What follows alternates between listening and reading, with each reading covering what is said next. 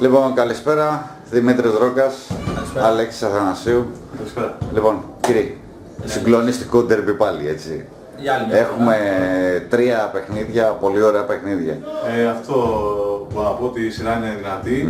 Ο κόσμος βλέπει ότι έρχεται, παρακολουθούν και τέτοια ώρα βλέπουν, ξέρουν ότι θα παρακολουθήσουν ένα καλό game για τις δύο.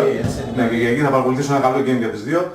Πάλι σήμερα δυνατές και οι δύο ομάδες. Μπράβο. Τα παιδιά δυνατοί, το πήραν και στις λεπτομέρειες, πιστεύω, κρίνεται και τα 3 παιχνίδια στις λεπτομέρειες. Εκτός από το πρώτο που είχε μια διαφορά. Μπράβο τους, πάμε στο επόμενο. Εμείς δεν τα παρατάμε, εδώ συνεχίζουμε. Δημήτρη. δύσκολο παιχνίδι και τα παιδιά με λήψη σήμερα Ναι, ήταν 7 παίχτες, 8. ήταν πολύ κοντά, πολύ δυνατό.